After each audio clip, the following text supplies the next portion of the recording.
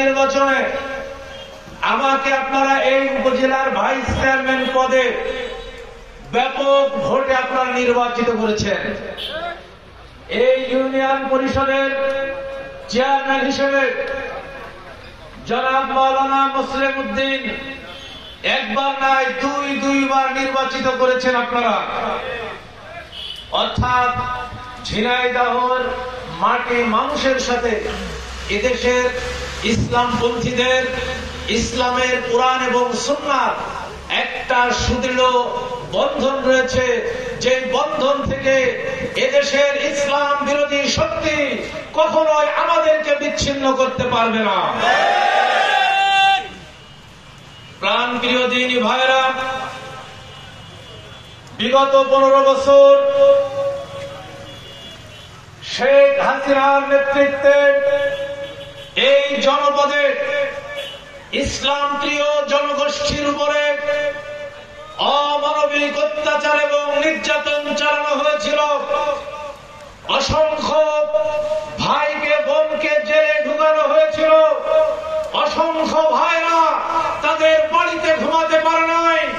শেখ হাসিনা মনে করেছিল জুলুম করে অত্যাচার করে ইসলাম থেকে মানুষদেরকে দূরে সরানো যাবে, কিন্তু তার সেই ধারণা মিথ্যা প্রতিপন্ন হয়েছে। আল্লাহ রাব্বুল আলামিন কুরআনুল কারীমে স্পষ্টভাবে বলে দিয়েছেন, সূরা সফের 8 নম্বর আয়াতে, ইউরিদুনা লিউতফিউ নূরাল্লাহি বিআফওয়াহিহিম আল্লাহু মুতিম্মু নূরিহি ওয়ালাউ কারিহাল কাফিরুন। তারা তাদের মুখের ফু দিয়ে আমার আলোকে তারা নির্বাপিত করতে চায়, নিভিয়ে দিতে চায়। আল্লাহ রাব্বুল আলামিন ঘোষণা দিয়েছেন, তারা যতই চেষ্টা করুক না কেন আমি আমার নূরকে এই পৃথিবীতে জ্বালিয়ে রাখবো, তাদের যত কষ্টই হোক না কেন।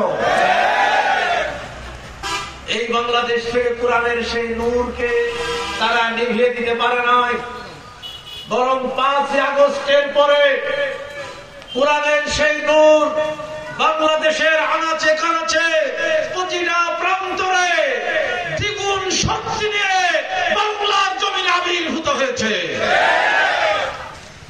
এই হলিধান ইউনিয়ন সেটার বাইরে নয়। এদেশ ইসলাম প্রিয় জনগণের আস্থার জায়গা তৈরি করেছে বাংলাদেশ জামাত ইসলামী, যার কারণ আপনারা দেখেছেন জাকসুর নির্বাচনে এদেশের তরুণ প্রজন্ম ছাত্র ছাত্রী দেখিয়ে দিয়েছে আগামী দিনে বাংলার জমিনে কোন ফ্যাসিবাদের জায়গা হবে না।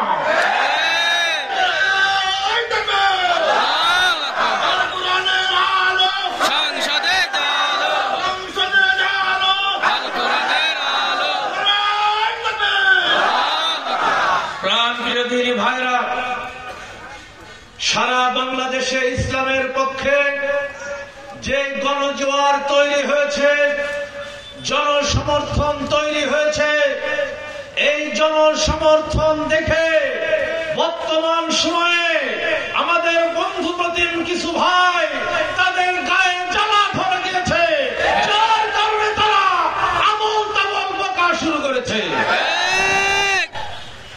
আমি কোর্ট না করে পাচ্ছি না। কিছুদিন আগে এই হলিধান ইউনিয়নে আমাদের বন্ধু সংগঠনের একটা মিটিংয়ে অধ্যাপক নামের এক ভাই, আমার বড় ভাই, তিনি বক্তৃতা দিয়েছেন। সেই বক্তৃতায় তিনি বলেছেন ইসলামে নাকি রাজনীতি নাই, আমরা যেটা করি এটা নাকি মানুষের বানানো। তিনি আরো তহবিল দিয়েছেন যে আমাদের মহিলারা যে তালিম করে, কোরআন শিক্ষার প্রোগ্রাম করে, মা আয়েশা নাকি জীবনে তালিম করেন নাই। বলেন নাউজুবিল্লাহ। উনি মা আয়েশার জীবনে জানেন না। অধ্যাপক নামের কলঙ্ক মনে করি আমি। তুমি মা আয়েশার জীবনে জানো না? মা আয়েশার সারাটা জীবন অতিবাহিত হয়েছে আল কোরআনের তালিম দেওয়ার জন্য। তুমি যদি জেনে না থাকো তুমি স্টাডি করো। আমি উম্মাহাতুল মুমিনিন রাসূলুল্লাহ সাল্লাল্লাহু আলাইহি ওয়াসাল্লামের স্ত্রীদের জীবনীর উপর আমার এমফিল এর গবেষণা ছিল। ইসলামী দাওয়া সম্প্রসারণে উম্মাহাতুল মুমিনিনদের যে ভূমিকা, সহিহ হাদিসের মধ্যে সিরাতের কিতাবে মা আয়েশা রাদিয়াল্লাহু তাআলা উম্মু সালামা থেকে শুরু করে নিয়ে তাদের জীবনের বাকি অংশ ইসলামী দাওয়া কার্যক্রম এবং মহিলাদের মাঝে দ্বীন প্রচার, কোরআনের তালিম দেওয়ার জন্য তাদের জীবন অতিবাহিত হয়েছে। আর তোমরা ব্যাখ্যা করো উল্টা পাল্টা যে মহিলাদের নাকি কোরআন তালিম নাই, তালিমের নামে এইগুলো করা হচ্ছে। আমি তাদেরকে বলতে চাই, জেনে বুঝে কথা বলবেন, তাহলে সেই কথা সমাজের মানুষ গ্রহণ করবে। আর যদি না জেনে বুঝে কথা বলেন, তাহলে আপনাদের কথা আপনাদের মুখে ছুঁড়ে মেরে আপনাদেরকে ডাস্টবিনে নিক্ষেপ করবে জনগণ। প্রিয় ভাইরা, ইসলামের রাজনীতি নেই এই কথা যারা বলে, ইসলাম সম্পর্কে তারা এখনো নাবালক, ইসলামের সঠিক শিক্ষা তারা পায় নাই। আমার সমেদুল ভাই কোরআন থেকে 3টা আয়াত কোট করেছেন। ইসলামের ভোট আছে কি নাই, ইসলামের রাজনীতি আছে কি নাই, সূরা নিসার 85 নম্বর আয়াতটা খুলে দেখো। আল্লাহর কোরআন বলছে, মাই ইয়াশফা শাফাআতান হাসানাতান ইয়াকুল লাহু নাসিবুম মিনহা। যে ব্যক্তি ভালো কাজের সুপারিশ করবে, ভালো কাজের সমর্থন দেবে, কিয়ামতে সে এইটার ভালো প্রতিদান পাবে।